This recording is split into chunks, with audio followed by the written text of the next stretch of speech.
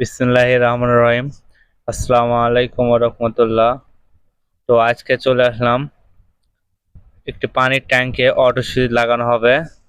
তো সেটারই ভিডিও নিয়ে আসলাম। তো প্রথমে আমাদের এই সুইচটা লাগাতে হবে। এই সুইচের নাম হলো ওয়াটার কন্ট্রোলার সুইচ। তো এটা পানির ট্যাঙ্কের ভিতর সেটিং করতে হবে।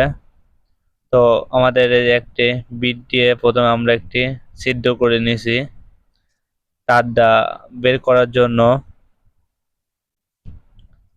বিটটা 12 মিলি বিট দিয়ে ট্যাঙ্কি ফুটো করে নিতে হবে, যাতে তারটা সহজে আমরা বের করতে পারি। এবং আমাদের এমডিবি বক্স থেকে ট্যাঙ্কি পর্যন্ত আমাদের এফটি 2376 তার টানা হয়েছে। তো প্রথমে আমরা ট্যাঙ্কির ভিতরে সুইচটা সেটিং করে নিব।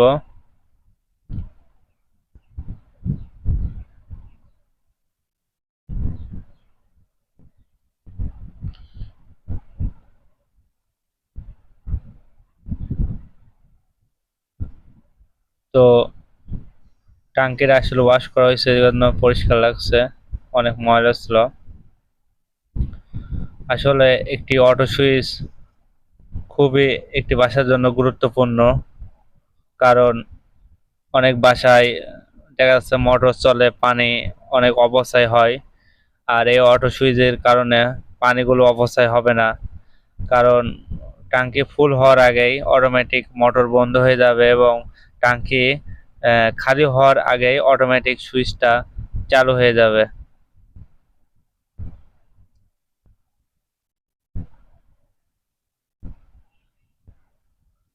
তো এরকম ভেসে থাকলে মোটর বন্ধ থাকবে এবং নিচের দিকে মুখ থাকলে চালু হয়ে যাবে। তো আমাদের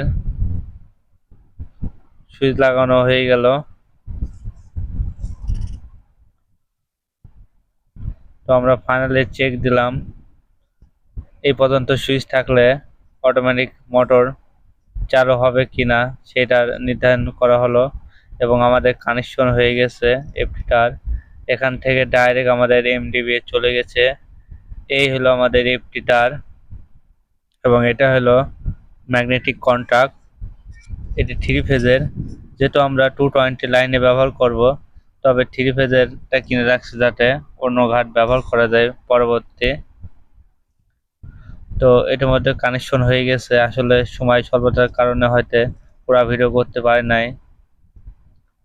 তো এখান থেকে মোটরে আউট হয়েছে লাল কালো দুইটা তার এবং সুইচে এফটি তার কানেকশন করা হয়েছে, আর নিচে মেন লাইন। তো অভিজ্ঞ মিস্ত্রি অবশ্যই আপনারা বুঝবেন। তো আজকের মতো ভিডিও এই পর্যন্তই। আপনারা সবাই ভালো থাকবেন এবং আমার চ্যানেলটিকে সাবস্ক্রাইব করবেন।